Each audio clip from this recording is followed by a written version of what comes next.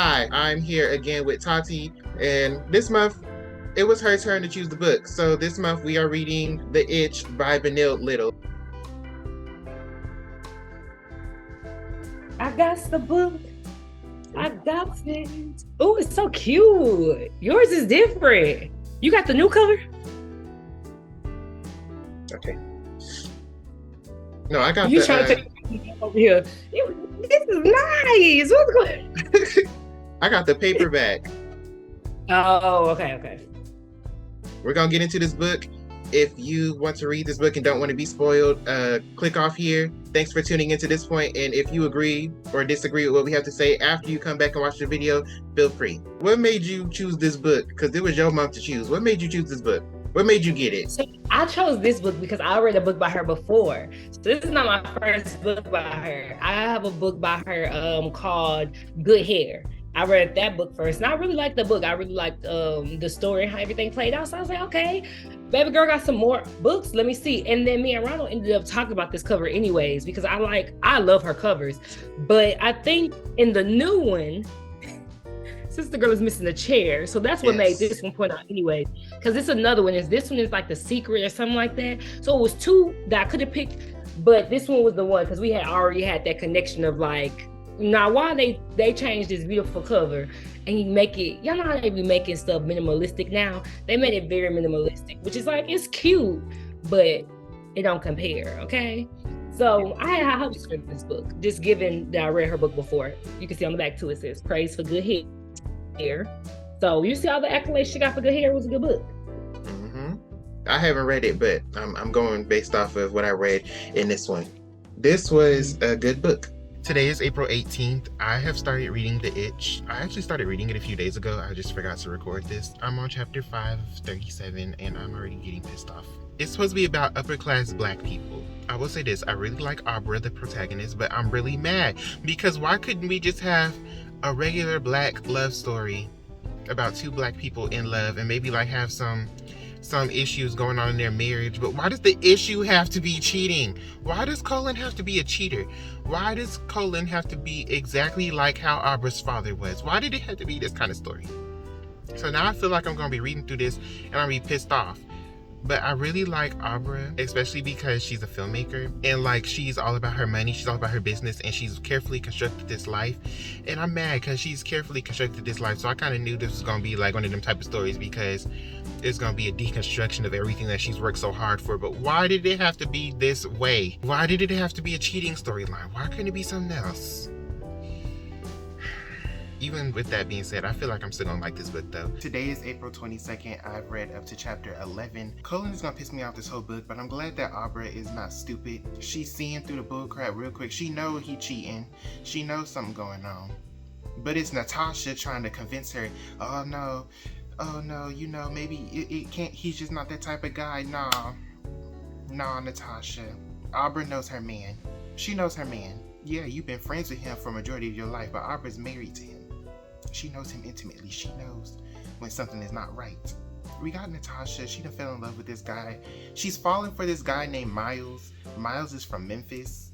And it's like, am I supposed to care about Miles? Like, we got a perspective from Miles. And I'm like, why are we getting... I don't care about Miles. We just met him. Talking about his accent come and goes. I know that's possible, but come on now. Be serious. He was talking regular one minute. And then the next minute, all of a sudden, he got like accent style of writing to pronounce his accent, and I'm like, come on now, be serious. There was no hints of this before you threw in that he was from Memphis. Come on now. You can tell it was Tati's month to pick the book because I'm trying to be fair, but I am not a romance person. I just don't care about romance, especially when it's bad romance. I'm more into what are you like as a character, stuff like that. Like, I don't care about who you love, what's going on in your relationship, especially when it's not interesting, and especially when the writing is on the wall from the beginning of the story. Something gonna need to happen. Something else. Something that gives me a reason to care about these characters, because I really don't care about what's going on in their relationships. Like, Natasha and Abra, they have a whole production company with their film. I'm more interested in what's going on with the film than I am what's going on in their relationships. Colin is supposed to be closing this deal with this furniture queen. I'm more interested in what's going on with the furniture queen than I am the romance, but that's the problem. Those are side plots, and the romance is the main plot. And I just don't care about romance. If I'm gonna be honest, romance is one of my least favorite genres to read. That should be a side thing to me, to be honest. Like, that's a side plot. This funny thing that's regarding the film plot line, you know, they go to like this rapper to get him to fund it, and he's like, oh, Black people don't act like that, Black people don't talk like that. Abra in the book, she makes a point to say how it annoys her that he thinks like that because Black people aren't a monolith. And I'm like, I agree, but it's just funny because this book is supposed to be a look at the Black people of the upper class, but considering how the book is going so far, it's seeming like I don't care about the lives of the Black people of the upper class because their lives are boring. I'm hoping this book picks up. I'm hoping something interesting happens in this book.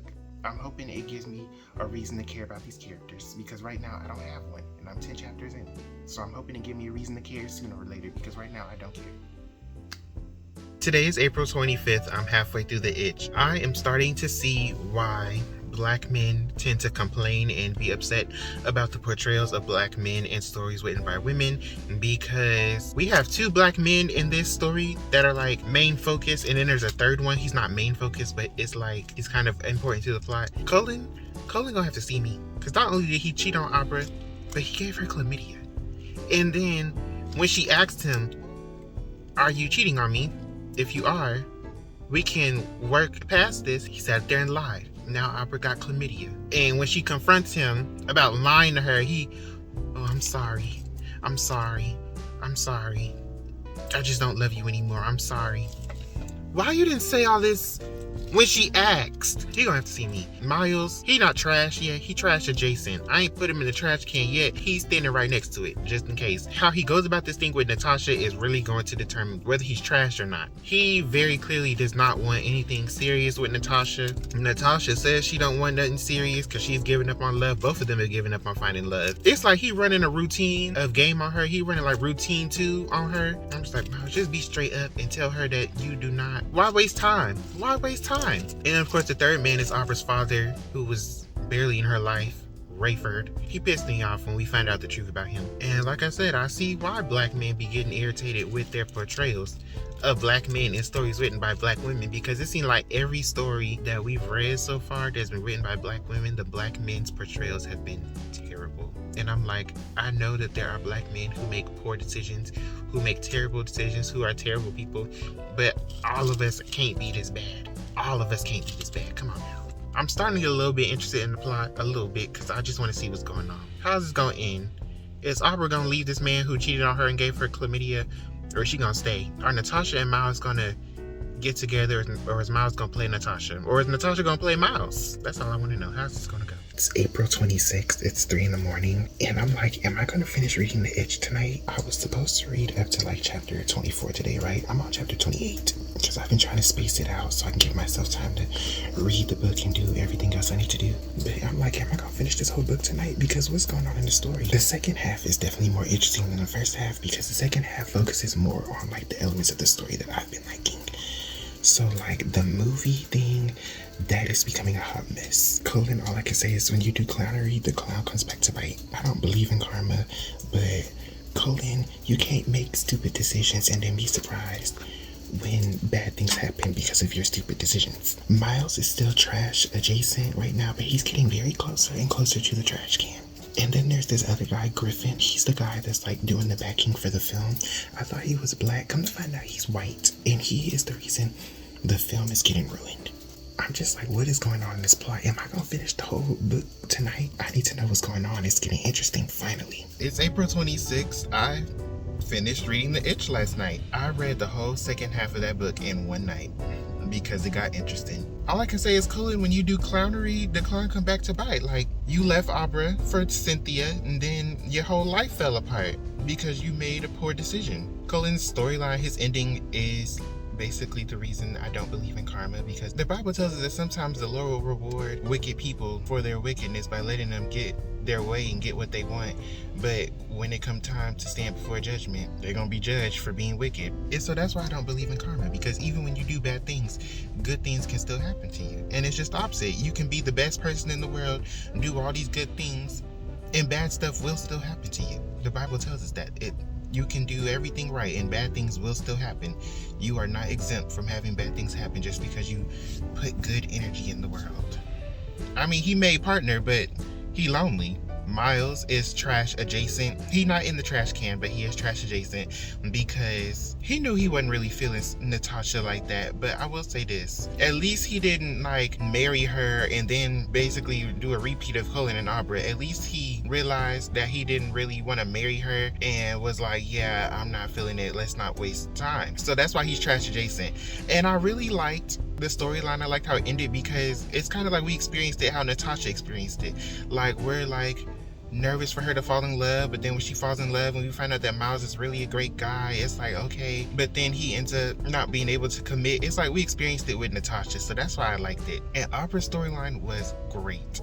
Seeing her go from this woman who's completely dependent on this man who's carefully crafted her life to, at the end, finding her self-worth and basically being okay with who she is and how she is. I enjoyed it. It was a little bit sad though that she didn't really meet another guy who was more compatible with her and able to, you know, get to finally have the baby that she always wanted. But you know, that's life. But yeah, overall, I did enjoy the book. Benilde Little, she had a 3. She fought her way to that 4. I'll give her that. She fought her way to that 4 for me, because she was finna get a 3, but that second half saved it and it got her a 4. So you know what?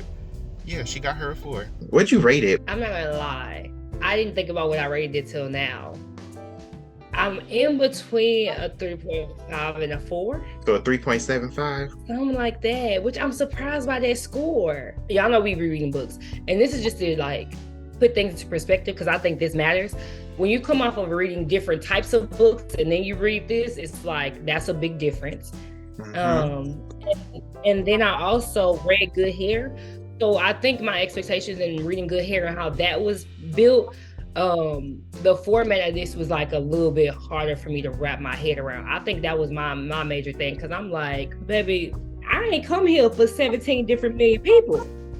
I came here for the 2 best friends. Their perspectives were just coming. I gave this book a 4. We had like 5 different protagonists, but we start with Abra. You know, I like her actual name better than Abra. Abra is a nickname because that's what her best friend Natasha called her. But her actual name is Arabella. I like that better. It is cute. I wonder where her mama got the name from. So we start with Abra. She was a latchkey kid, and she was raised by her mom. I'm gonna just be honest. This book got a 4 for the second half. Okay, so the first half of the book, I'm gonna be honest. The first half of the book, starting off, she gave me Bernie vibes from Waiting to Exhale. I don't know, but y'all know that woman, that married woman who's like, "Oh, my life is wonderful. Everything is good. I'm glad me and my husband love each other. This homegirl be doing this and that, but us like this." So you knew something was gonna be up. You knew something was gonna be up just from that. But it wasn't like how I thought it was going to be up. We go from Abra to her best friend, Natasha. So that's what I'm thinking the stories be about. Because even on like when you read it, it's talking about those two. We talk about Natasha, who owns a company. She owns a company, and they have been doing really good. I don't like the name, but you know, none of my business. It's fine. Do I Got My Wig On Straight Productions? I know you didn't like the name, but I liked it. I thought it was funny because it's like, it's just so black. It is. Me, I was like, bro, what are we talking about right now? But they call it on for other people on straight production, don't they? It's kind of like a little code switching name. So it's like when we around black people, we say the full name. When we around non-black people, it's just on straight. And Natasha is like supposed to be the opposite of her when they're really not really that opposite. I think we get more into Natasha's background before we even get into Abra's background, really like depth. I think we get more into depth and like the feelings and all that type of stuff, which I think also speaks to their characters though, because I do feel like too, when you are like a latchkey baby and you do have a certain experience, I feel like you are more guarded. And I think that's another reason probably why the book got better, because Natasha, it kind of like she outwardly seems superficial, but you get more like in-depth story about her, like it's more in-depth, versus with Abra, while we're beginning this story, is very superficial, very surface level. Like it's very like me and my husband cute, we love each other, I love him, this is perfect. According to her, like she loves the normalcy of like the regular everyday marriage life. The only gripe that they really have in their relationship at this point is really that they haven't been able to have a kid. Natasha lived in New Jersey with Abra, and that's how they met.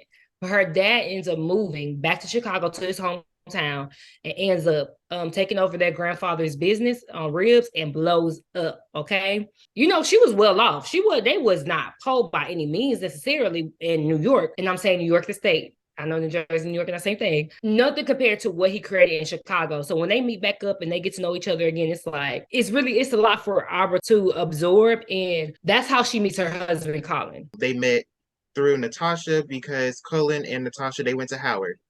They went to the HBCU. We both know which HBCU is really the best. Come on. And their whole thing is like this safe kind of love. I think for both of them, although everybody sees them as madly in love, and although I feel like they felt like they were madly in love, you can tell that it really feels like kind of settling. It's like, I can't get this, so I'm gonna get this. Or I think I should have this, so I'm gonna get this. Yeah. So we go from that to Natasha setting up that they're trying to produce this movie and they can't get it sold yet. Because they're in TV and they've had a hit in TV and television production, but they're trying to get a hit in movie production. When Natasha comes to New York, that's what their plan is to do. And that's where this story really like takes off. And that's where we hit, I think, from like, okay, the setup of like, oh, where they're from and their cute little nice little lives to stuff really starting to kind of unfold, but we're still in the beginning of it. She says that she's happy with him. They've been married for 5 years, but they've been together for 10. But they're together and he don't really respect her work as a filmmaker. He thinks that she could be doing something else. He treats it more like a hobby of hers than as an actual career. So he's like, well, I mean, I don't mind y'all making it, but it's not really a job like his job is. That's how he sees it. She has her MBA and she actually worked at one of the top 5 companies in the US at the time. But when her and Cullen decided they wanted to have kids, she stopped working because the stress, they didn't know why she wasn't able to have a kid. And they said maybe the stress was a reason. So she stopped working. So that's another part of like, he doesn't take it seriously, but it's like, it bothers her that he doesn't take it seriously, but at the same time, it's not creating too much strain because since he doesn't take it seriously, it's like, okay, she's not overworking or working too hard or anything. That's how he sees it. And Abra, she really was like, because she did not have her dad in her life, she used to be like low-key jealous of Natasha and her dad because Natasha's dad is super involved in Natasha's life. And Abra's like, I want that for me. So then we get into Natasha's perspective. Natasha has had several boyfriends, but none of them have made it to long-term relationship. And so she's kind of just giving up on love. I liked Abra, but I like Natasha more. Natasha gave me more, she gave me more realistic. I think that Abra was more jaded. And I feel like Natasha, how you say, is more realistic and just more free. I feel like Abra was sticking to this. I have my like that sense of security of I have this perfect life. I have this perfect life now. I have this perfect life. Versus Natasha is like, she's like, I got everything I need, but I just don't got a man and I don't really want one. And it wasn't, that's another thing you might be sensing too. It wasn't her whole life. Abra gives the vibes of if I don't have a man, it's like the end of the world versus Natasha is like, it's sad. It's sad, but I ain't settling. But I'm not about to be settling, which I can respect. So now they're trying to get this film made, but they can't get no funding. Natasha takes Abra to this party that's being thrown by this rapper. That's being thrown by this rapper who got a lot of money. Natasha taking her there to have fun. Abra is like, this is an opportunity. She gets the rapper to the side. She like, look, we trying to make this movie. We need some funding. If you interested, here's my card. And the rapper guy, he's like, oh yeah, sure. Let me see what I can do, right? If he likes it. That's where I think we go to another perspective. At that point, I had got annoyed. It started frustrating me because we will be in the middle of a scene and the perspective would change. Like we will be in the middle of something and there'll be another perspective. And there's no announcement. So there's no, like, luckily you could pick up, you know, who's thinking about what. Yes, I'm glad for that. You would think we would find out what the rapper thinks about the movie, right? But no, we jump into the perspective of Abra's parents. It was like past tense perspective to like give background. So Abra's mom, her name is Odessa. She is a college dropout and she basically went north to New York. She wanted to be a designer. She couldn't get hired nowhere because she was black, number one. And it was like what was it, like the 1960s? And she ain't had no connections. Yeah. So she couldn't get hired nowhere. But these two white ladies, they decide to give her a job. It's not very good pay, and they take advantage of her being so desperate of needing a job. But like the story frames it as they make up for it by being so caring towards her and Abra. And I'm glad they was willing to offer some assistance, but how caring were they really if they weren't willing to pay her what she needed to be paid? For me, the sad it's two parts of sad. One, that could have been to current day. I said, who's Odessa and who's the city girl moves? I'm thinking she gonna be a big player because we just get to her perspective. I'm like, who is this? And the fact that like literally that could happen today. Hmm. The idea of a country girl moving to the city still relevant. The idea of white people picking black people specifically to work for them because it's going to be cheaper still relevant today. I was thinking at this point, just to give y'all where my mind is at, I know the marriage is not on good terms, right? So at this point, I'm having my theory. So I'm like, she about to get with this rapper dude. So imagine me trying to figure out what's getting on. I'm like, is she gonna get with this rapper dude? Is she gonna get with somebody at the party? I'm trying to figure out what's going on because I know the marriage is nothing. So I'm like, Arbor is about to cheat. Wow. Because I thought she was gonna be like, oh, I thought my marriage was so great, but I'm in love with this other. I'm thinking it's gonna give that or something. So imagine my surprise when I hear Odessa is a city girl is a country girl moved to the city. I am where where are we? Where are we right now? And what are we doing right now? Because we're in the middle of that. But okay, ma'am. Not even we ain't gonna end the chapter or nothing. We don't have to end and start a new chapter. No, we could just do it right there in the middle of the chapter. I digress. So yeah, Odessa is Abra's mother, and this is the story of how she and Abra's father got together. So basically, Odessa, she working at the dressmaker shop, and Rayford, who is Abra's father, he was a post office guy. So the delivery guy, working the job with good benefits. So he come in, right? And he and Odessa, they start like, they start checking each other out, stuff like that, but they not really trying to act on it. So then Odessa's employers, they like, he is cute. You need to try and get with him. And they start trying to create opportunities for them to talk and get together. So then eventually Rayford, he asked Odessa out, right? They're getting to know each other, and Odessa is one of our favorite type of girls, one of our I'm waiting to marriage type of girls. And on this book, that is a thing. And every time they lose. Every time I have I've rarely read a book where they made it to marriage. Even this one book, I forgot what book I was reading, but the girl was like, no marriage, no sex before marriage. So they got engaged and then she started having sex with him. She made it a year, y'all.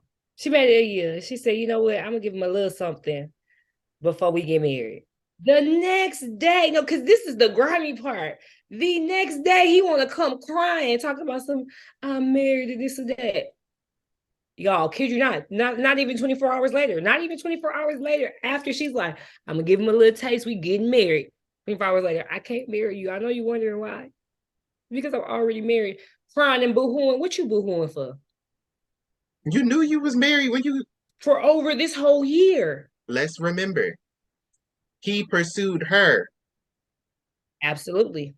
She was like, he's cute, but I'm trying to get my career started. I'm not worried about him.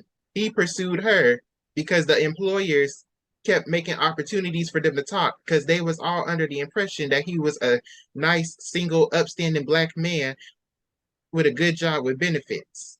And he's telling her all these dreams of like, this is my good job. I want to do this. I want to go become a lawyer, yada yada yada. I just don't understand. And you know what's funny though, and I think that I might up her rating because of this, because y'all think y'all know how I write. Y'all think how y'all know everything. This is she switched it up. She switched it up on us. They can't get married because he's already married. He chooses to stay with his wife, but he kind of like in and out with Odessa, like, and he kind of like in and out early on in Abra's life until eventually he just stopped showing up.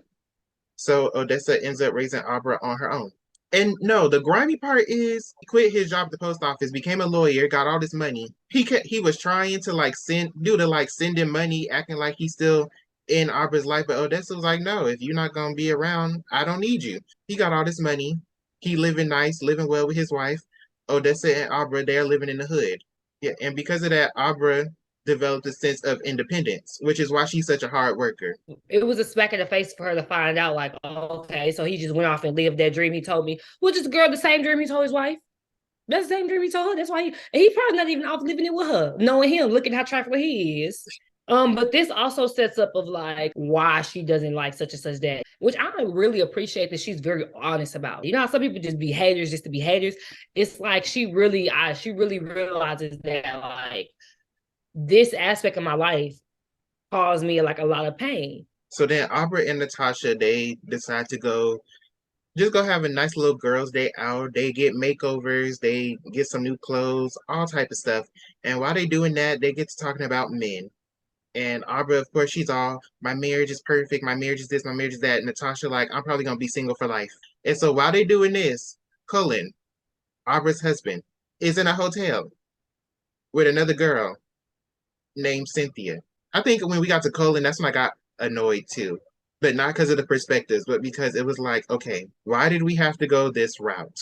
We knew the marriage was gonna fall apart, but why did it have to be through a cheating storyline? Why couldn't it just be them realizing they're not compatible? Most people they do happen like this. That's sad, but it's true. My issue is the perspective, and my issue is also Cullen trying to convince us that he's a good person.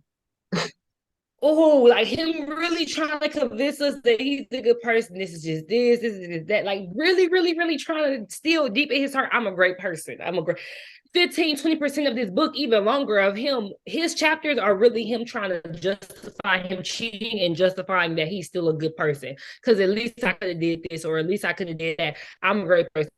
It's him trying to keep that sense of innocence. When he was like, I've done this and like flirting and this and that, but it's never going to this extent. So you knew you were on the verge of this though, and you just decided. It speaks to like how they say when men get sick, the woman usually stays, but when women get sick, the man usually leaves them because X, Y, and Z is not happening.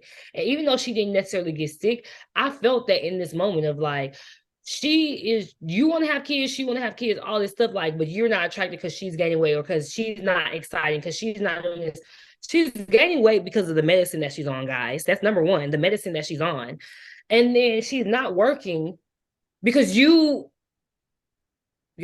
decided for her not to have a serious job, right?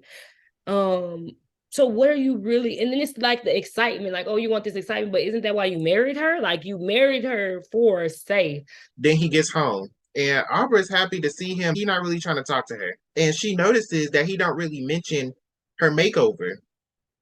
And she's trying to act all unbothered about it, but she's bothered. And Natasha, she suspects something is off with Cullen, but she doesn't know what. And so Cullen, he is becoming obsessed with his affair with Cynthia because Cynthia is a much younger model. He's getting obsessed with his affair, but he's trying to make partner at his firm. So he's like, I got to maintain a clean family image. I got to drop Cynthia. So I got to stop obsessing about this affair. Does he do that? No. No, he does not. In fact, he gets worse. At this point, he's still like, I just gotta get it out of my system. Like it's just gonna be what it's gonna be for now, but she just gotta deal with it. And I just gotta get it out of my system, and then we'll be good. So Natasha and Abra, they are going to meet with some indie film execs to see if they can get funding for this film. And on the way, they see this cute guy in a nice car next to them. So Abra's like, "Oh, he's cute." Natasha, she like, "Yeah, okay, whatever." So they pull over like at a light, and he starts asking them for directions. And so Natasha's like, "Oh, we going that way. We'll show you how to get there. Just follow us." So he follows them there, and then when they get there, he gets out the car and he's like, him and Natasha, they like talking for a little bit, but they're not really doing too much. And then he thanks them and he goes on about his merry day. And Abra's like, "Oh, he seemed nice. He seemed like he got a lot of money." And Natasha, she started picking up. She's like, "No, that tie was cheap. That car is rented. Yeah, he nice, but he putting on airs. He not really who he say he is. He's a successful businessman in corporate America, so he do got money. He just dressed down." But Natasha, because she grew up with money, she could tell what he doing. By the way, we talking about Miles. She also picks up on the fact that Miles kind of gives off like player vibes. So she's like, I'm not really interested in him like that because he seems like a player. But Aubrey's like, don't just write him off like that. Give him a chance. And so they go into this indie film meeting, but they don't get no commitment. It's just like a we'll see what we can do. And the rapper. rejected the offer because he said black people don't act like this. And basically the black people in the Yeah. movie, they was doing just regular human stuff, like having regular Eating sushi conversation, going to see or therapists, therapy. because it's black people. Black people don't act like that. And I thought it was actually really funny because he said that. And when I was reading it, I was like, now why is this low key what I'm thinking with this book? I'm like, Please. is this how upper class black people act? With upper class black people, I feel like something that he said, something that I love that they said is being like a social schizophrenic. That's what they said. And not to make light of being people who are schizophrenic, but I feel like what they were saying is very true. I feel like, and what I think in this book is kind of speaking to is like this insane that people kind of put on themselves, because Natasha not really like that. Out of this book, like Natasha probably come from the most money out of everybody, but she's not really like everybody else. But I think it's because she feels more okay, kind of, then like everybody else is not as comfortable in their positions. But I feel like they have to play double time of like being successful, being able to play the white people game, but also it's like a lot of politics to nothing. Like if I do this, then I'm too urban, but if I don't do this, then I'm not urban enough. And I feel like they play that game of like, I gotta do this, I gotta marry this person, yada yada yada, to be a part of this group. Because yeah, no, it's a lot of hoopla and it's a lot of fakeness. I don't know if that's what you're speaking to too, but it's like it's a lot of extra fakeness to it. But I think it's because again, too, with that, I think it's like it's almost like I've never been somewhere, but I'm gonna describe it to you and you build it. I feel like that's how they've kind of built their social group. Like I've never been in these white spaces, or I've never been to this level of such and such of greatness, but this is what I've heard. So let's figure out how we're gonna build this as a group. Because yeah, that's what I feel like with them and their whole little social group. Their whole marriage, honestly, I feel like was symbolic to the whole group of people of like, I'm doing this because this is what I'm supposed to do. I'm doing this because I want to be in this caliber of people, even to the point of like the image of show of like Cullen being like I can't I can't be with a model. That's they you can't be divorced, but you definitely can't be with a model and make partner. So I'm gonna hide it. You get what I'm saying? So I could be partner. I feel like it was a lot of that hoopla going on. I don't want to say they weren't acting black because we know there is no such thing as acting black. Black people don't all act the same way, but the way they were acting was just like it just didn't seem like they was being themselves. So Abra, she calls Cullen to let her know that she made it to LA, but he is nowhere to be found because he probably was Cynthia. Abra tells Natasha we might have to pay for this film ourselves, and Natasha like let's go for it, but Abra's like okay, hold on, ma'am. I said we might. Let's look for some other options first. I'm gonna be honest, them trying to make this movie was probably my favorite storyline and probably the most interesting one to me. I think as a communication major, I'm always Yes. here for it. I'm always here for the radio shows. I'm always here for the TV. I'm always here, especially because I feel like books, especially Black books, do such a good job at giving people the knowledge in the entertainment as well. So it's like, yeah, this is a fun book to read, but they low key putting you on to like what it's like to be in the business. They put some embellishment on it, like they put a little, make it a little cute. Especially What's what it's that like to book be called? black Have in you the read it? business. They definitely do a good Yes, job of when it's like, showcasing that. because people always want to know why we get certain type of books and why we get, or I mean, certain type of movies, or why the movie never matches the greatness of the books that we had at the time.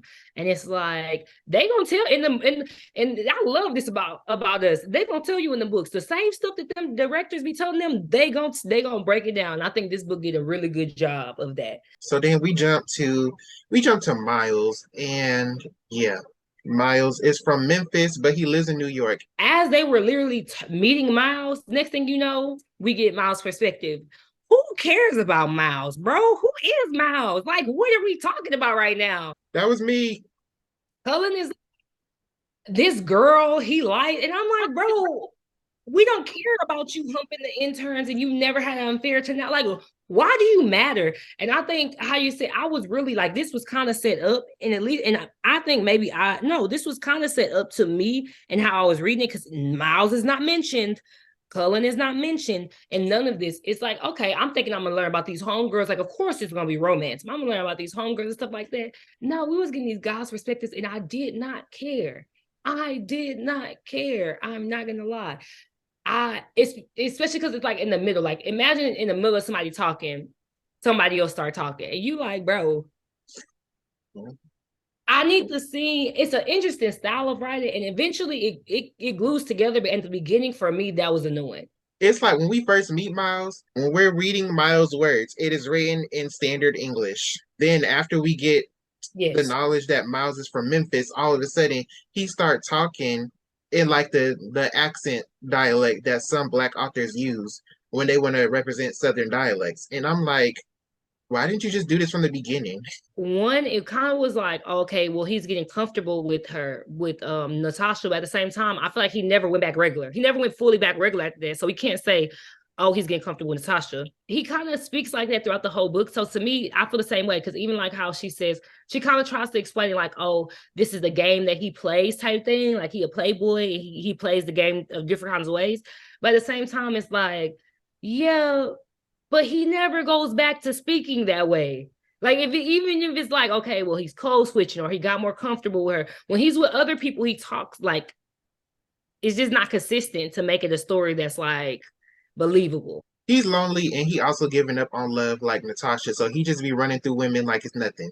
So his parents were not married and he was raised by his mom, and his mom basically she worked to get him into this private school when he was in middle school and he was there on scholarship, and so he took advantage of the opportunities and that's how he got rich. And so he calls Natasha's office because she gave him her business card to like set up a date between them, and Natasha not sure what to do, and Aubrey's like, give him a chance. He Mm-hmm. decides to take her to dinner. They go to dinner. They make a good first impression. The girls they succeed at getting their sitcom into syndication. You know, Natasha she starts telling Abra, "Oh, Miles is rich. He's this. He's that." You know, seeming like she's starting to like him a little bit.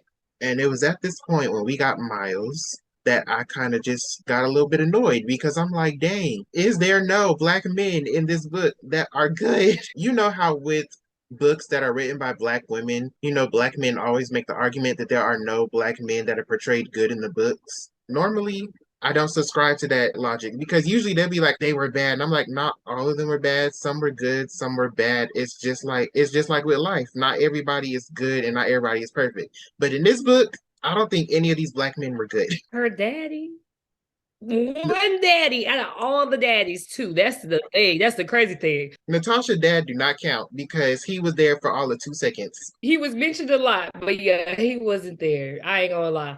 Yeah, this book, mm.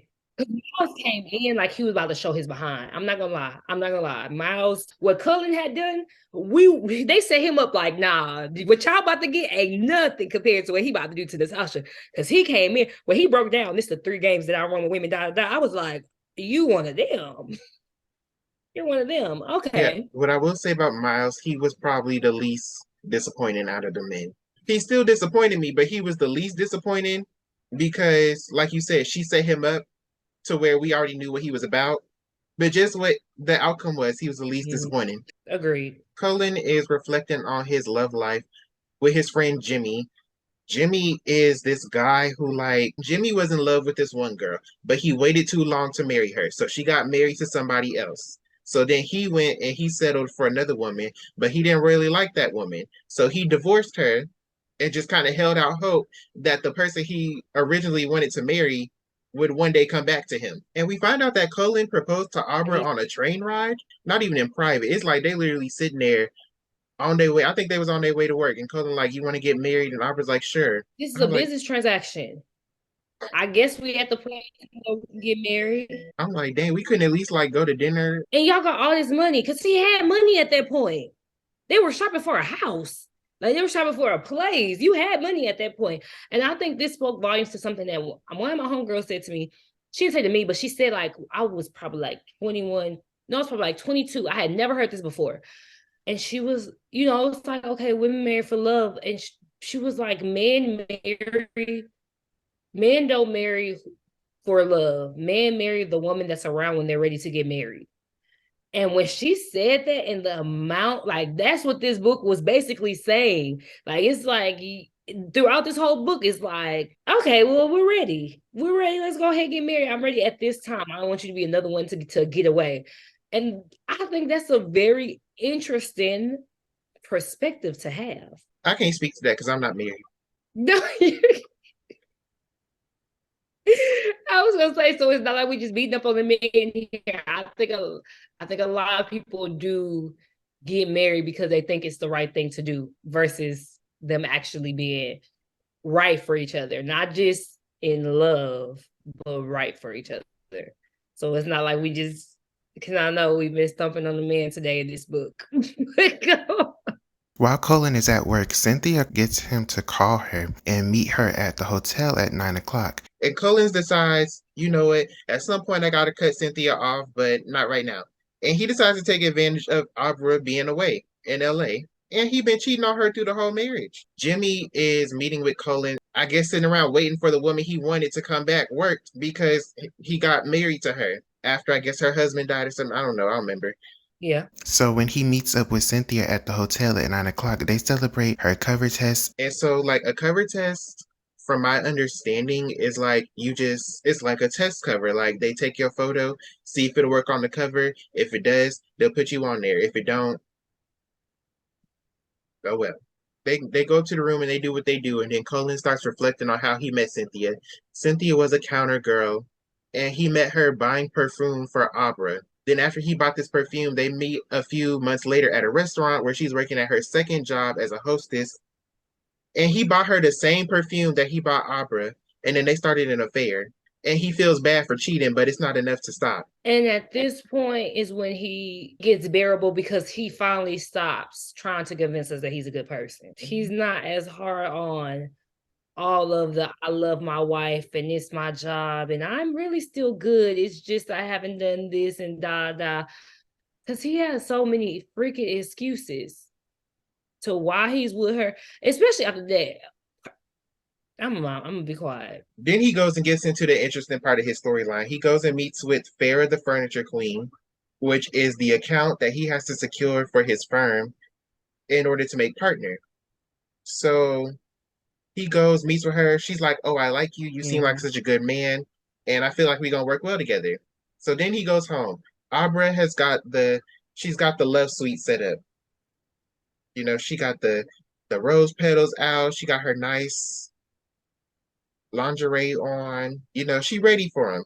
He get home, he don't want to do nothing, and that hurts her feelings. And so then he apologizes, and they do what they do, and Abra's like, nope, something's wrong. And this is why I like Abra, because she didn't try to do that.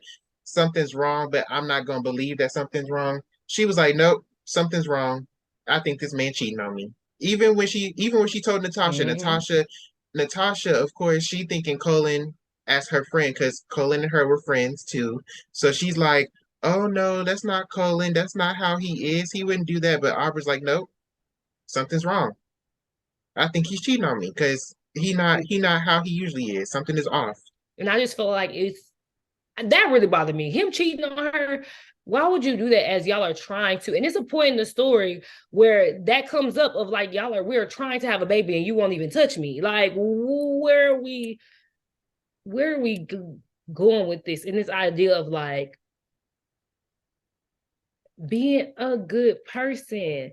And so then Colin, he goes and meets with Jimmy again. But he forgets that he had a date with Cynthia. And so instead of canceling it, he decides to pass her off as a colleague to Jimmy. And Jimmy, of course, is not stupid. He tells Jimmy that he doesn't want to divorce Abra, but Cynthia is his itch that he has to scratch. And that's kind of where like the title comes in of the book. Like the itch is like it's like that thing that's a curiosity and you gotta scratch it. So each of the characters, they have an itch that they need to scratch. And Jimmy starts hyping him up and telling him it was inevitable that he was gonna cheat because he needs to be fully sure about who he married. And the only way to do that is by cheating. And so Cynthia, she also wants Colin to herself, but she is deciding to wait it out and be patient. And so then Colin and Cynthia, they do what they do, and it ends up going past like midnight. So he realizes it's late. He gets home. Auburn's sitting up, waiting and crying. She like, where you been? And he tries to play it off like he didn't do nothing, but Auburn's like, look, Colin, if you're cheating, just tell me now. So that way we can work through this. Because if you're honest, I won't go nowhere. But if you lie to me, then I'm leaving. And Colin decides to lie.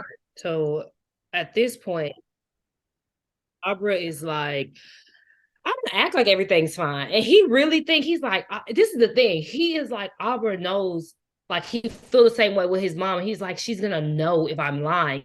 So he knows this. He still lies. He's like, I'm good. I'm good. She believed it. But Abra can't go to sleep because Abra said this man really lied to me. She knows that he's lying. And so at this point, she's trying to figure out what she's gonna do. And that's what I was trying to figure out too. I'm like, okay, homegirl, so you know he's lying, but you haven't let him know that you know he's lying. So what's the game plan? And then she didn't really get to get the game plan together because the game plan came to her. The player said, I'm tired of you trying to figure it out. I got you. I'll figure it out for you. So she goes and talks to one of her friends, Sherry, about unfulfilling marriages because Sherry is in an unfulfilling marriage with her husband, David. They have a baby, and that's why they're together. Because they're just together because it's comfortable. Abra, she says Mm-hmm. Sherry is a friend, but Sherry is not like a Natasha level friend. Like Sherry's like somebody she just get together, we have a good time, we leave. I can't really tell her all my business like that. During this conversation, I got annoyed because they started making references to these other books that I love. Page 105, Wuthering Heights is not a romance. Because Sherry said that Abra is trying to live that Wuthering Heights life. And I'm like, it's very clear that this reference is based on the movie and not the book. In But the she's in the book though, she said somebody asks that. It's like you didn't take English or you're not an English major or yeah, something like that. that's what Abra said because she like, girl, you sure did not read these books. Because the other book she referenced was Jane Austen. She referenced Jane Austen, and I'm like Jane Austen slander. Oh my goodness. Because it's like she talking about Sherry like, oh, you trying to live that Wuthering Heights life like the movie. I'm like, no, Aubrey's life is reflecting the book, and so maybe it was intentional. Maybe that's like a little Easter egg for people who read the book. It's like if you read the book, then you know that Aubrey's life is very much reflecting the book and nothing like the movie. And then we had that whole Jane Austen slander on the next page where she's talking about oh, you trying to live a Jane Austen life. I'm like, Sherry, go read these books before you start trying to make references.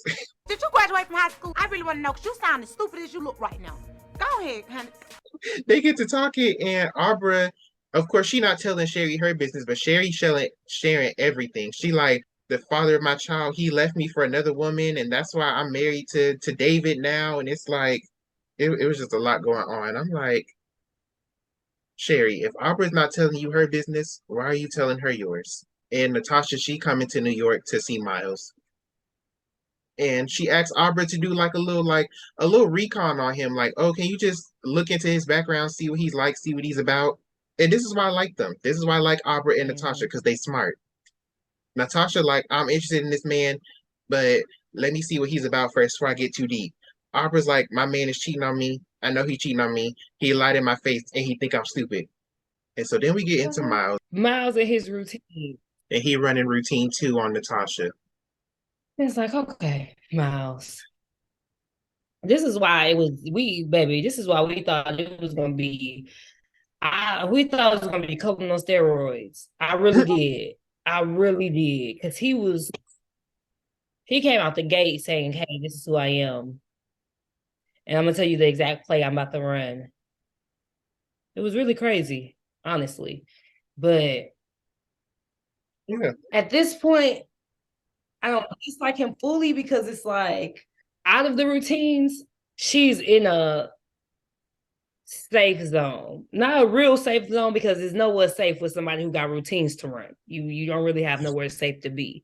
But she's not in the third routine. so he running this routine on her, and he talking about some. He's glad he's avoided the meritocracy and oh those black people they just the face, but I'm in the real where the real money. He just gets talking all this smack to us about how he's made good financial decisions and the people they have on the billboard is like they just face they not really making no real money. I'm like, okay, Miles, say how you really feel. Mm-hmm.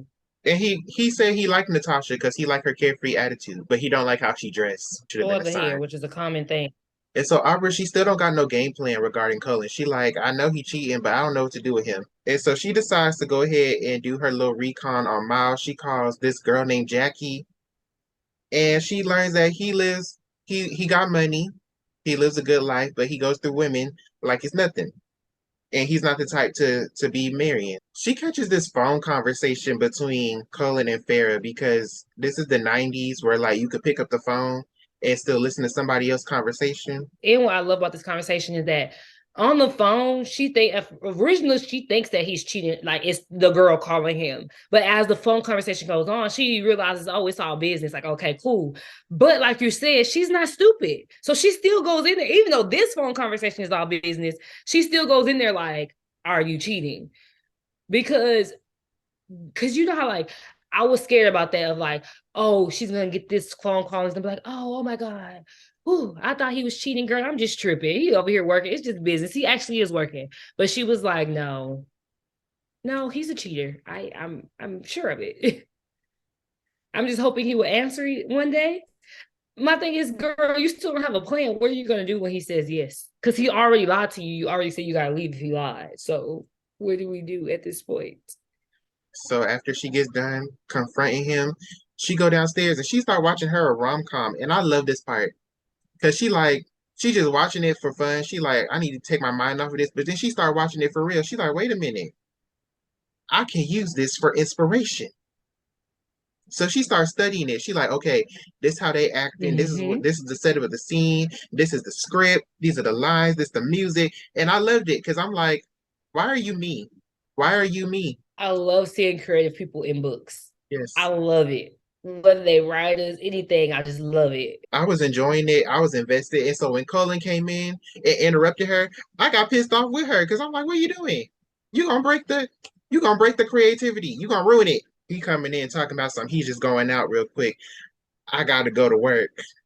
At nighttime, no, he going to be with Cynthia and he is inviting her to North Carolina because that's where his job is taking him for this furniture queen. So he's just gonna take her with him. Mind you, Miss Ma'am has been asking for a getaway, asking to go on vacation for forever now. But he can't take her on no vacation. But somehow he could squeeze in Cynthia. And so then Natasha and Miles, they go out. Natasha, she links up with a Hollywood producer who shows some interest in the film. Miles, he took her to that place so she could get her connections, and then they go to a fancy restaurant so they can actually eat. And so they get to talking and then they kiss. And Miles says he's not interested in like going into like a more physical relationship yet. And Natasha, she's wary of his confidence, but they get to know each other. So they go spend the night at his house. They don't do nothing. They just sleep in the bed. And then in the morning, she calls Abra to tell her everything that went on, but Abra don't answer. And so then Cullen and Cynthia, they're in North Carolina. They're down there for 2 days so he can get this deal secure. He the only black guy in the room, and he's the only young guy in the room. So he knows he got to make a good impression. He basically just kind of like succumbs himself to their ideas of who he is so that he can secure the deal. And I'm not gonna lie, I was actually interested in seeing him secure this deal. He can't focus because he's too busy thinking about Cynthia. So then Farrah, she's like, oh, we should meet up later to talk. And he's like, no, that's okay. So then he rushes back to the hotel to get to Cynthia, right? And he calls Abra to let her know that he made it there okay, and then he sleeps with Cynthia. And Abra goes to her OBGYN, and we find out that Cullen gave Abra chlamydia. Yeah. So now Abra is like, well, this just confirms what I already knew, which is that my husband was cheating on me. And she realizes her worst fear is coming true, that Cullen is going to leave her because he's getting tired of her. So he's going to leave her and destroy everything they worked so hard for. And so she's in denial. She's like, I can't believe he did this, but I'm going to get this treated anyways. If she says she's not angry, she's just empty. And she just cannot believe it. She cannot believe it at all. And he just having his great little time. And that's the thing too, people don't pay attention to. Because when the first time he visited her and the first time they talked, they had a good conversation. Like him on his P's and Q's would have stayed and finished that. Him on his P's and Q's would have had dinner with her to secure that deal even more. That's what he would have did. This whole scene shows, especially in comparison to the way we've seen him run business before, shows how distracted he's letting this situation get to where is it even really a good thing? And this idea of like the thrill. I think a lot of people in this book, like that it scratches that itch, but it's like also for them, a lot of them in this book want some type of thrill. And if it's not like a thrill or exciting, then it's not really life. While he out here Abra in North Carolina cheating up a storm, Abra is like, this man gave me chlamydia. I'm not mad. I'm not mad. She get home. I'm not mad. I'm not mad. She walk in that office. I'm not mad, but I just need to get this out my system real quick. She pick up his stuff. She start throwing it across the house, start breaking stuff. She's like, I'm not mad, but you know what? I need him to feel how I feel right now because I just feel very hurt that he would lie in my face, that he would give me this, and that he just would. So she decides to go downstairs to his wine cellar, to his prized collection of wine, and she started breaking stuff. Yeah, I was your white woman for 11 years. So then after she break all that stuff, she goes to her mama's house. Her mama still lives in the hood because her mama refuses to let Abra move her out the hood. Abra tells her everything that's going on. And Odessa's like, she in her mind, she wishes she could do something to make it easier for Abra because she like, I've been here, I've been through this before, but she can't do nothing. And she's annoyed with how dependent Abra was on Cullen. And she's like, all this stuff I did for you, all of these things I did to raise you right. Why are you going down the same path I went down? Now, granted, she's not saying this to Abra, she's saying all this in her mind. she doesn't know what it's like to not have a father. Her dad was there. Her dad was very supportive. So she doesn't even understand the whole that's missing inside of Abra that she's trying to, fill up in this process of like the reason why she's so dependent on him. She had a dad, so she doesn't have to look for X, Y, and Z. She's not looking for any of that. Versus Abra didn't. Yeah, you raised her to be independent in spite of all that stuff, and that probably did help. But she's still craving that fatherly figure that she would like to have, especially when her best friend, when your dad was such a great dad, but also her best friend has this like dad that's like the best dad in the world. So after all this happened, that's when Colin gets home. I've noticed this story a lot. I don't know if this is something that just happened. I have never noticed this in 90s books, so I don't think it's a 90s books thing. I think it might be their class that they are in. But he flies in and he just heads straight. So instead of meeting up or them going together, he just flies and goes straight to a party because they had a party for another friend who made partner. So when he leaves this trip, he goes to the party. So he hasn't seen Abra since, the last time they saw each other. So he just pops up at the party expecting it to be normal, which is something I noticed throughout the book. It's not normal. And it's not normal because Abra, she's sitting there like, I'm not gonna go off. I'm not gonna go off. She see Cullen. And Cullen, when he gets there to the party, he sees Abra and he like, what is going on with her? She look a mess. She like, hi Cullen, how you doing? Cullen like, oh hi, I'm good. How are you? Abra's like, how am I? How am I? You want to know how I'm doing, Cullen? She start going off in the middle of that party. And everybody like, okay, it's time to go. And Abra like, no, y'all ain't gotta go. I'll see myself out. And so she leaves and Sherry go chasing after her like, come on, let's go get some coffee and let's talk. So Sherry and Abra, they talk. Then Abra go home. She talks to Cullen the next day. And Cullen is just like, I'm sorry. I'm sorry. I'm sorry. And he tells her he don't love her no more. And I'm like, wow, Cullen. Wow. because he's like, what do you need from me? She's like, bro, just tell me that you love me. He was like, can't do it. Can't do it. And that was the first half of the book. That first half took me, what, like 2-3 days to read? We get into the second half. I read the whole second half in one night. Yeah, because the second half is where it's at. Yes. The second half is where the facades drop. The second half is where the hard work begins on working on themselves. The second part is where they really start developing as characters and people. And it's like, I think the second half of this book eats, but I will say the second half of this book does so well too because of the setup in the first half of the book. Like she did a really good at explaining where the characters were until that point to get them to like, you see a lot of change. And this, I think out of every book that we've read so far, I think this book has the most change, development, growth, and like self-realization out of all the books that we had. I think that this book has the most of that in it. The second half of this book is what got the book before, because the first half I was irritated because Yes, it's it like we ruined. got one person building up and another person like falling apart, and I just don't care about relationships like that when it comes to story. I want to know who the people are.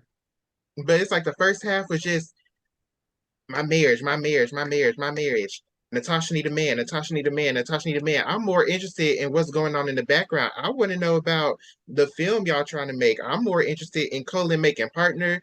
I'm more interested in whatever Miles got going on. I was not all that interested in y'all relationships like that. And the fact that that was the first half of the book was just,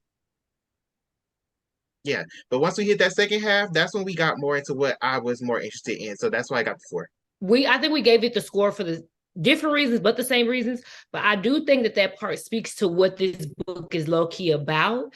With them not really like, they don't really even know who they are, honestly. Like, especially Abra. Abra don't know nothing, don't know about nothing, who she is, what she like. I remember this one, I was watching a YouTube video. This girl was like, her and her boyfriend had been together for 10 years. Hilarious, just like Arbor. And they broke up, and she was like, I started realizing I would do stuff, and I'm like, I was doing stuff I thought I liked when if I found out I didn't really like this stuff. I was just doing it because somebody I was with or people that I liked it. And I feel like that's what we kept seeing in the beginning with Arbor. So the Hollywood producer that Natasha talked to, Griffin, he is a big Hollywood producer. He decides he's going back to film. Now, when I was reading this, I thought Griffin was black. We gonna get this big producer to back this black film. So I'm thinking, oh, Griffin is a big black Hollywood producer, right? No, Griffin was white. Abra, after she and Colin separate, she moves to LA to support Natasha and the business. And she left most of her stuff in New York, and she stopped doing fertility treatments because she like, you know what, my man is cheating on me. He gave me an STD, and it's no point in trying to get pregnant by him because he don't do right. Griffin, he's interested in the project, and that generates buzz within the industry about the project. So they're able to sign on this famous actress to do the project. They're able to get all of this stuff. The funding is not secure yet. So then they get to meet in with these different people to like direct the film.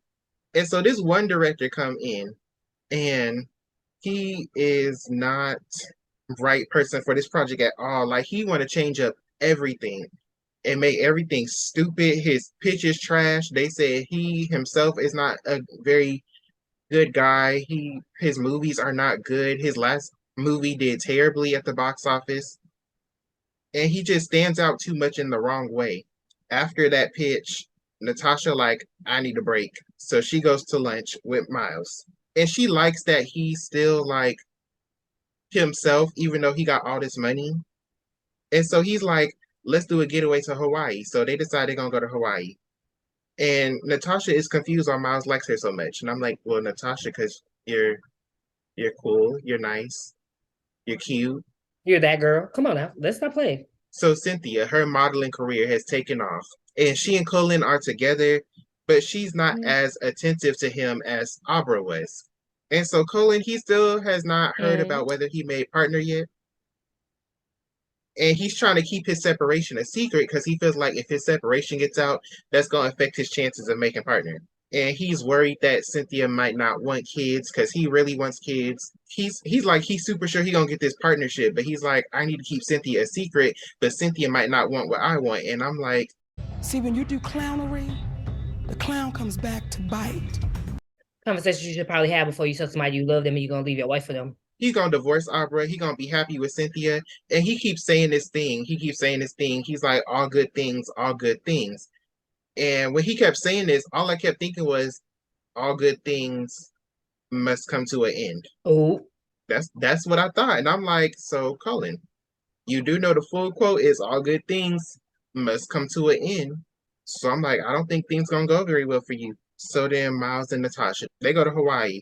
They're attracted to each other. They finally decide they're gonna sleep together. Was Natasha one of them? I'm waiting till marriage. No, she was not. She wasn't waiting until marriage. She didn't want to do it too fast. That's what happened with her. She didn't want to do it too fast. And then she kind of got worried a little bit because I think by the time they went to Hawaii, they were together for like 6 months. They had been dating and seeing each other. And she was like, oh, he ain't tried. We ain't did nothing. They got a little hot and heavy, like kissed each other, maybe fucked each other up, but it wasn't anything serious. So then they sleep together, and they admit that they like each other, and they start getting to know each other a lot more. He's nervous about meeting Natasha's father because he knows Natasha's father is like up here. Another big thing with her father, she was like, "Oh, my dad would love you," and he was like, "No, he would not." No, I'm sorry, baby girl, he would not. And I think that's the biggest reason why he's so nervous to meet him, because like it was really cute in the moment, but I don't think long term it would have been cute. She wants him to meet her dad. He wants her to meet his mom because they feel like they at that step in the relationship. So Abra, she decides she gonna go natural, and her mother hates it. And she's slowly moving on from Colin. And she starts attending like this therapy group that Natasha told her about. Because Natasha saw it on TV. She like, I saw this lady on TV. She gives therapy for stuff like this. You should go see her. I'm like, why are we going to a teletherapist? But okay. But no, it seemed to be helpful to her. She gets to the root of her issues, and she realizes that all of these issues stems from her not having a father. And because of her not having a father, it has led to her making bad choices with men. And so Opera gets out that meeting. She go to Natasha. She like, yeah, we talked. And I realized that a lot of my issues stem from not having a father. And I was jealous of you because you had such a great father in your life and I didn't have one at all. And Natasha like, I thought you hated my dad. It's like, nah, baby girl. I was so good that she was willing to admit it, because she already knew it. She's like, no, you just had a great daddy. Nobody want to see that.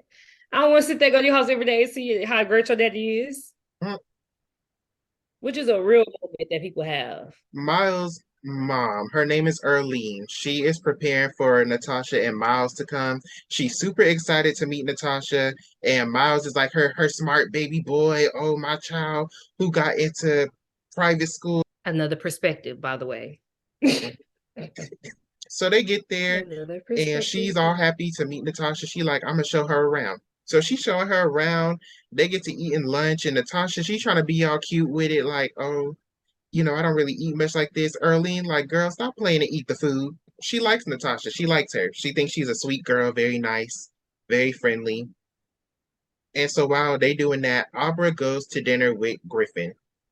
And it's supposed to be a business dinner, but Griffin, he start, looking at Abra like more than business. And we find out he's married too, but he's separated from his wife, and because she's in Arizona on a spiritual journey, and she doesn't love him or his career. She hates that he's a director and a producer and stuff like that.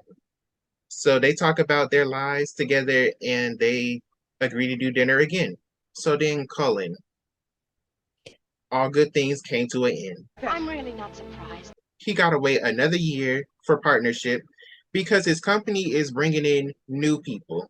So they're bringing in somebody else as a partner, and they're like, if you just wait another year, maybe we'll see what we can do then. So he's not happy about that. Cynthia, she wants to open a restaurant. She's very private about her life, and she's seemingly ungrateful about what Colin has done for her. And she's going to St. Thomas for her dad's birthday. She don't have a bad relationship with him. It's just a whatever relationship. Like, she's not a very feeling caring person. So she like, I'm just going to show my face and that's it. And Colin is like, he's realizing that he and Cynthia don't really have the chemistry like that he thought they did. And he realizes that Cynthia lives a very unconventional life, very just on the go, whereas Abra was more traditional, more predictable, more willing to let him take the lead. I'm really not surprised. Once again, another perspective from Cynthia. She goes down there, she see her father and her stepmother. Her mother left them when she was young, so she don't have no relationship with her mother.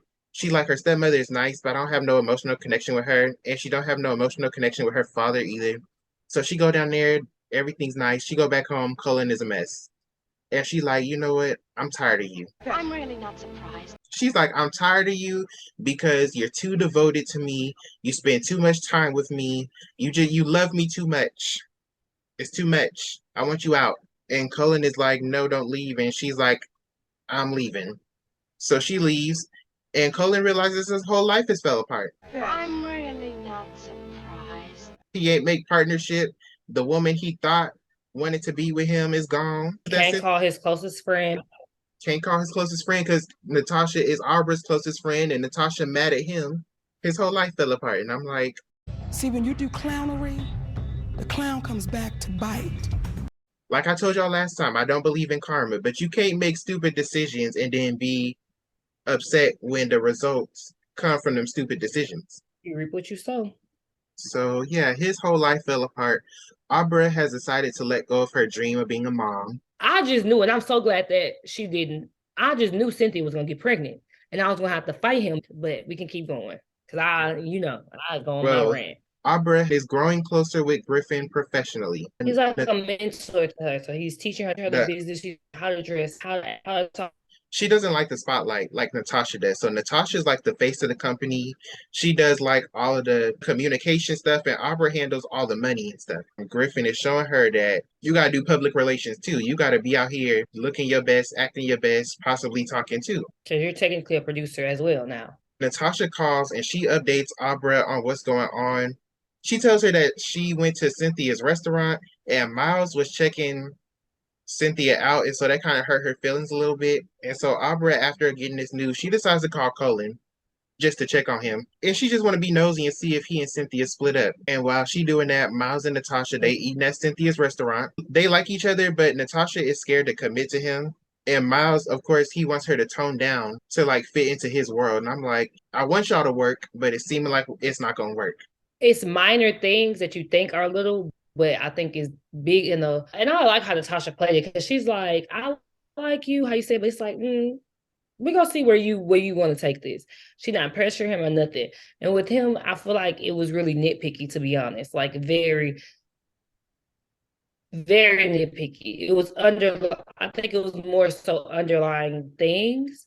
Well, I think it's two parts that can play with it. It could be, hey, it's nitpicky, but it's the truth, right? I'm not gonna settle just because this looks good on paper. But also, I think it was a fear there for him of like settling down. So Abra, she meets with Griffin again. She wants him to back the movie. He wants her. So he decides to back the movie, but he wants to make some changes, like some minor changes. And Abra tells Natasha, hey, Griffin agreed to back the movie, but he want to make some minor changes. And Natasha's like, okay, as long as he's willing to fund the film, let's do it. So Abra starts dating Griffin to get over Cullen. And Griffin throws this like small get together for Abra's birthday. And before they do the get together, he gives her like some diamonds as like a friendship present. And I'm like, Abra, this man just gave you a diamond necklace. That is not a friendship present. That is a I want you to be in a relationship with me present. Natasha is worried that Griffin is going to end up hurting Abra. Miles is just like, I'm just along for the ride, kind of. And he suspects that Abra is only entertaining Griffin to get the film made. And he says that that seems like something Natasha would do. And Natasha, she kind of taken aback from that. She's like, what do you mean? Yeah, but she kind of laughs it off for him because it's like, she don't want to let him know he's hurt by that because she's like, is that what you really think of me? Because she's like, girl, Arbor would not do nothing like that. He's like, oh yeah, that's more your thing, huh? What do you mean by that?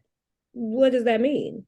And so after this nice little celebration, we get to the filming of the movie. Again, behind the scenes of what it's like to be a Black creative, though. They give you the game. They give you the game. Because Griffin ruined this movie. He changed it to make it more racially diverse. And instead of letting Abra and Natasha, two Black women, tell the story of Black people, he decided to fall back on racial stereotypes to tell the story. And so Abra is like, this is not what I thought it was going to be. I want to quit. And Natasha's like, no, even if it's not what we thought it was going to be, let's just do it anyways because it'll look good on our resumes. So they do the film. The film production is a hot mess. They go on the press tour. Abra, she don't want to show her face at all, but she has to because she's one of the producers. She just hated the whole process. And so while they're in New York doing a press run, Abra walks around and she catches Miles with Cynthia at Cynthia's restaurant. Miles says it was an investment meeting, but Abra is like, yeah, okay. And so she brings it up to Natasha, and Natasha's like, what was you doing with Cynthia? Like, what was going on? And Miles, he just kind of weasels his way out of it. And the funny thing is, she thought that Abra was gonna let it slide because Abra was like, oh yeah, I just saw we having dinner. He was like, oh. And she was like, yeah, guess who he was having dinner with? Guess who it was? Yeah, it was Cynthia. And Natasha too. She's like, how you having this conversation with Cynthia. And he again, Me and my friends will have to have a strong talking to Cynthia if this was me and my friend group. Cause you already went after my husband. Now you trying to go after my friend, man. Yeah. We're gonna have a strong talking to you. Okay, ma'am. So yeah, the film was a disaster. Abra hates it. She takes Odessa to go see it, but she hated it. She's over Griffin, and she's like, production was just terrible on this film. She tells Odessa, she's like, I know how much my dad leaving you hurt you. Basically being like, I know you did your best raising me, and I know you made some mistakes, and so I forgive you for those mistakes. And so like they go to the premiere, and Abra hates the whole premiere. She's like, it's terrible. But Natasha, she is loving it. She is loving the attention. She is soaking it in. She's like, yes, I am that girl. I made this movie. Yes, it was me. After the premiere, they go to like the little party afterwards, and Griffin is there. And while he's there, we get his perspective. First of all, he realizes he does not fit in with the people there because everybody there is black. But he also, as he's sitting there realizing what he's seeing is what Abra and Natasha were trying to create in the movie, and he realizes that he messed it up. So it becomes mediocre, and it's like once he people, he's like, these are the people they were talking about. These are the people that the film were for. And you know what that speaks to? That speaks to what happens when you don't let black people tell the stories that they know they can tell to the people they're trying to tell it to. It makes back its budget, but Abra is upset with Natasha because she feels like Natasha sold out to get the movie done. She's just doing a lot. She's like, I'm gonna move back to New York. I'm becoming more comfortable with myself, and I'm considering pursuing a relationship with Griffin. And I'm like, why are you considering pursuing a relationship with a married man? Even if they're separated, they are still married. Why are you doing a relationship with a married man and you just got out of a marriage because your husband cheated on you? You're still in the marriage because y'all are divorced. Yeah, y'all are also separated. While she doing that, Natasha, she and Miles, they have been dating for about 2 years at this point. And they both still scared to define their relationship. I'm like, y'all been together for 2 years and y'all still have not defined their relationship. So Colin, he decided he gonna stay at his job and try again for partner. And I'm like, all right. He misses Cynthia, but he's moved on and he's dating around. He and Abra, their relationship is not like totally trash. Like they still talk to each other every now and again. And he does attempt at sometimes to reconnect with her, but Abra is like, no, it's not gonna work. Nah, bro. Not you just showed your whole tail out here. Nah. She's like, we can be friendly, but we not gonna be married again. No. So then Miles, he goes to see Cynthia. Cynthia, she hates how he talks, but she's interested in him. But Miles is like, he's not interested in her. He sees why Colin left her because he's like, she don't really got too much to offer. And I think that moment was just to be like, oh, he didn't do nothing with her. I think that's what she was trying to do in that moment of like, something could have happened, but just to give us a little ease because the men were not making good decisions in this book. If Miss Cynthia got a hold of somebody again, it was gonna be a problem. I was gonna have to roll up on her. And I'm not talking about Cynthia, I'm talking about Miss Little. Yeah, I was gonna have to roll up on Miss Little if that's how she decided to end both of the relationships in this book. Miles is getting ready to turn 40. So Natasha decides she's gonna throw him a party. She invites his mama up there for the party, and right before she getting ready to leave, his mama gets a letter from his father, whose name is Mans. She and his father did not get married because he didn't want to get married. He didn't want no kids. And he is living on a pension in Detroit. And he just sent this letter to just say, hey, how you doing? And basically just saying, I'm getting ready to die in a little bit and I'm gonna leave all my stuff to you. And so Earlene, she don't know whether she should tell Miles or not, but she decides to, and Miles is like, okay, whatever. That's what you call me for. Next. We get to this party. Abra's there. She still wants to have a baby, and she's still seeing Griffin. And then she's sitting with Miles' friends, and Miles' friends, one of them has a baby, and so she gets to hold the baby, and she's like, I really want a baby. And everybody's talking about how Miles and Natasha, they seem like a nice couple, but they don't see them making it. And I'm like, oh Lord. And all for the same reason. That's the crazy part. Mm-hmm. Everybody sees the exact same thing. We end up meeting some of the most important women in Miles' life, and that's during the party. I think that's what helped helped him the most in like feeling better about how he felt about Natasha, because everybody loved Natasha. Mm-hmm. So yeah, they didn't think they weren't gonna make it because of her. Everybody loved her. The best friend loved her. Like everybody approved. She was just great. Everybody loves Natasha. Yeah, they love her. They just like, are you actually gonna be in a relationship this time? Or are you just playing with her like you did with everybody else? Miles, he gives this like this little thank you toast, and during the thank you toast, he doesn't thank Natasha, even though Natasha is the one who put the party together. And so Abra is like, nope, something's wrong. And that's really why I love Abra. Like she sees stuff for what it is. And she's like, and she don't try to second guess herself. She don't try to be like, no, I might be wrong. She like, nope, something is wrong. I know something is wrong, and I'm gonna stick to it. And it wasn't that he didn't thank her. It was just everybody said he gave her the easy thank you. It was like, oh, thank you for doing this. Thank you for putting this together. My mama was all in tears. Thank you for making me this man. And it was like, because Auburn's toast is like, not Auburn, Natasha's toast like, you're a great man. Thank you for like, or like we've been together for almost 2 years and it's been wonderful, yada, yada, yada. And his was just like, oh, thank you for putting this together. Well, Mm-hmm. and everybody, it's like, yeah, we know you're a mama's boy, but like you said, everybody like, you didn't really, give much thought or anything to that. Like you don't even really seem. It's not you don't seem. That's the thing. It's not you don't seem grateful. It's not that we don't like her. It's not that we don't like you.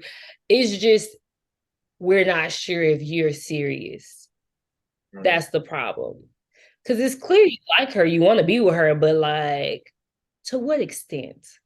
And so Abra at the party, she and Griffin they get to talking. Griffin is like, I'm sorry for ruining the movie. And they get to talking, they decide they're gonna try and make it work, even though they come from two different worlds. And so Miles, he takes his mom and Natasha home, and he's thinking about his life, and he decides he's gonna give marrying Natasha a shot. He doesn't propose necessarily, he just says, what do you think about getting married? And she's like, are you serious? Okay. And so then they tell his mom, and she gets all excited, and they're like, oh, it's not set in stone, it's just that we just considering it. So this is when he starts wondering if he made the right decision in proposing marriage. And so Natasha tells Abra, and of course Abra is excited, but she's still like, something is wrong. But she's like, maybe I'm just being paranoid. But she's like, no, something is wrong. Word of the engagement spreads fast. Natasha, she's planning on having this huge wedding. And all of the rumors about Natasha are negative because of Miles' reputation as a ladies' man. It's They're like, why would he stupid. settle down with her? They think she either stupid, she's pregnant, or she's desperate. Cullen hears about this from Jackie, and he realizes that he and Natasha are not on speaking terms because, of course, he cheated on Abra, and Natasha's friends with both of them. She was friends with Abra first. And so then he starts getting drunk and he starts telling Jackie everything that happened, everything he did wrong, and reflecting on his choices. And I wrote in my notes that Benilde Little, she don't know what she want to do with Cullen. She don't know what she want to do with him because it's like we got all of this going on over here, and Cullen is just like over here not doing nothing.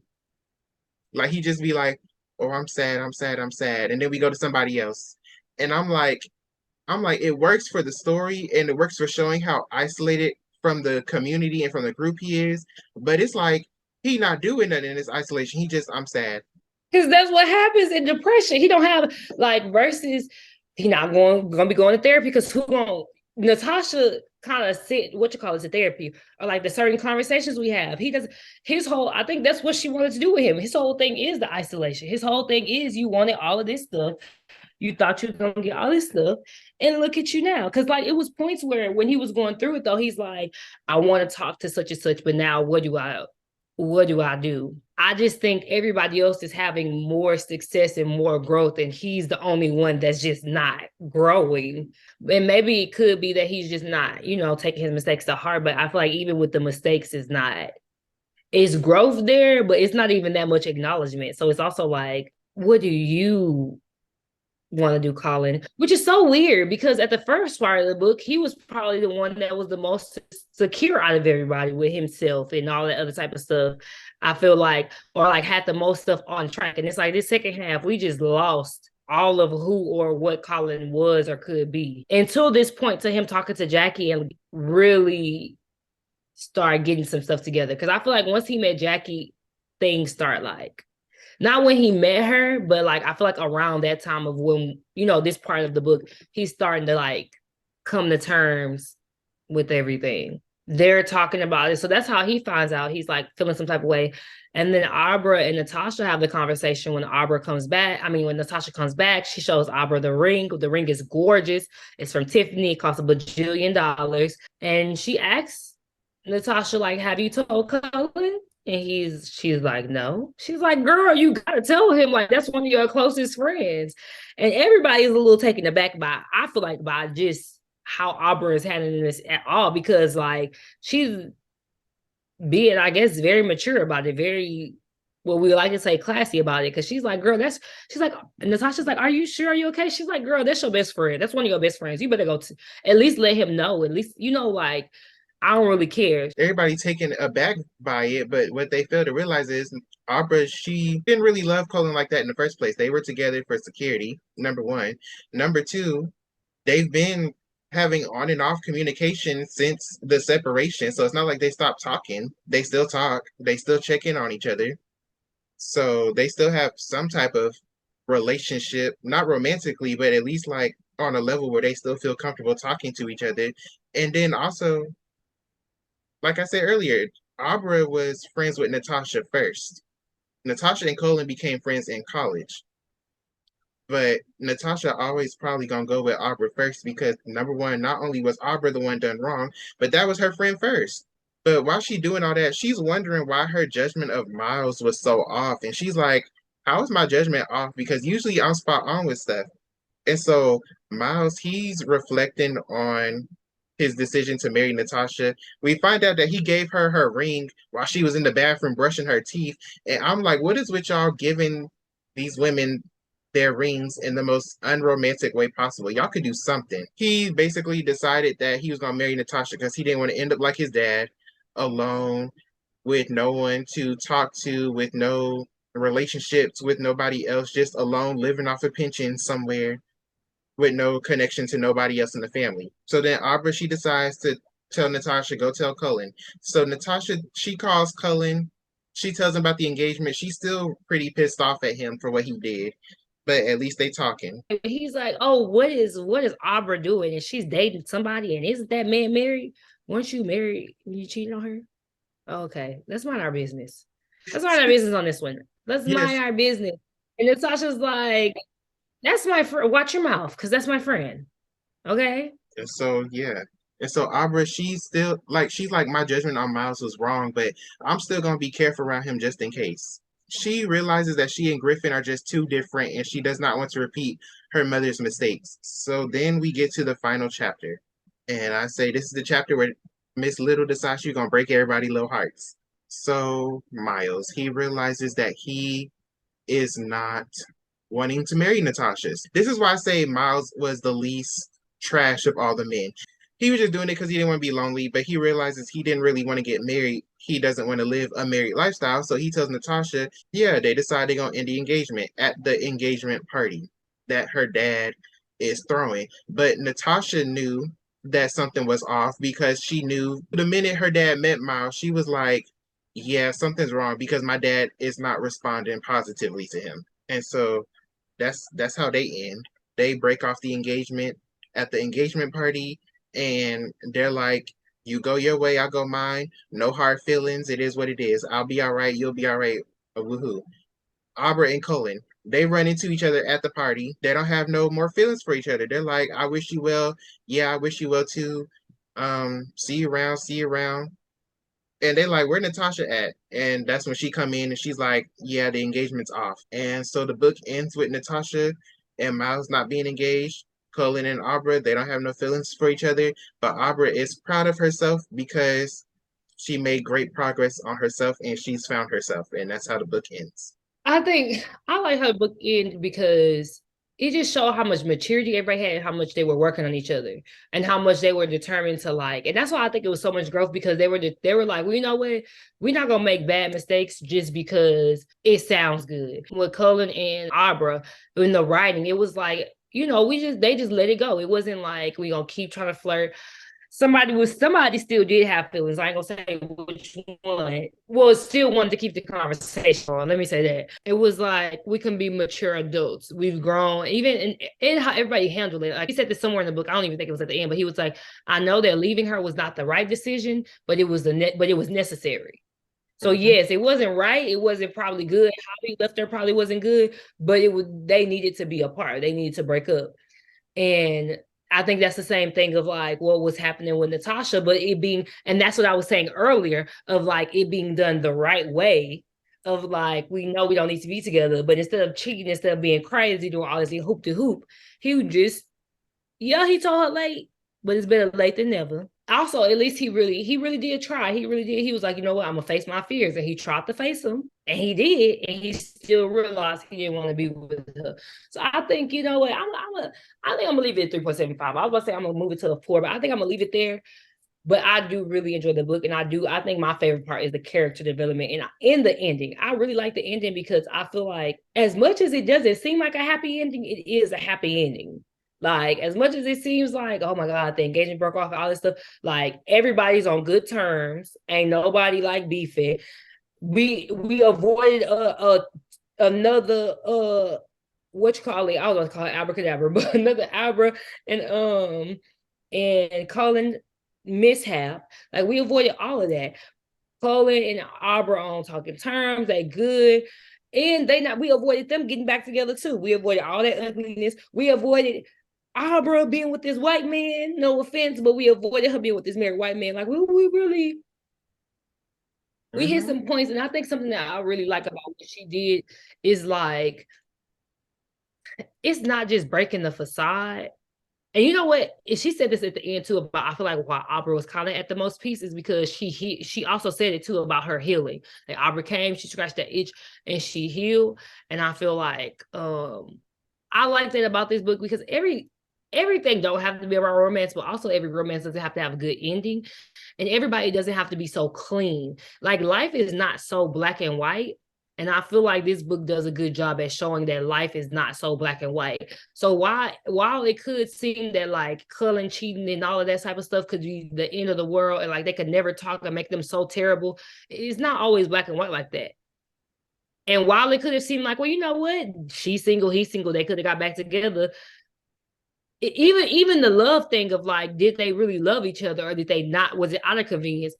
It could have been a bit of both. It's like, and I think Abra loved him, but it could have been a bit of both, of how you said too. It could be love, but it could be the convenience.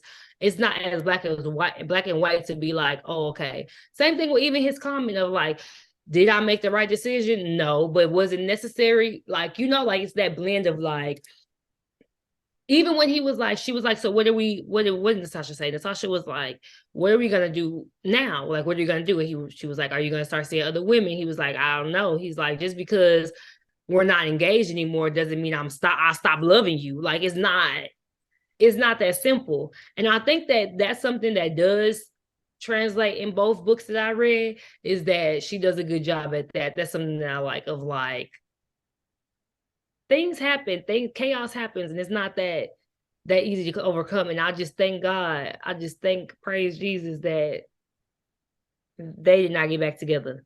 The ending of these books, as bad as it is, I'm glad that it happened. I'm glad that the wedding got broken off, because as much as we wanted them to be together, and as good as Miles was doing, how long could he have kept that up? Mm-hmm. Is the question we never have to know the answer to, because he left at the right time. Yep. Yeah, so I gave this book a 4 because the second half definitely picked up, definitely carried the first half. And like you said, the first half did a good job setting up. And the second half probably wouldn't have been as great if it wasn't for the first half doing its job. But also, I like how we got to experience what the characters went through with them. So like when we got done, it was like you could see the growth, you could see the change. And like you got to experience everything with them. So like Natasha and her wanting to be with Miles, but being scared to commit, we got to experience that with her. And so when it came time at the end, we get to feel her heartbreak when he leaves. But she's also like, okay, well, at least he told me. At least he ain't string me along. And we just get to experience it all with them. I like that. That's why I got the 4. That's true, because as much as I complain about perspectives, as much as I am complaining about perspectives, most of the stuff that we learned was through the characters themselves. It wasn't somebody else telling us, or it wasn't just like a this happened type of thing. It was a lot of them just being.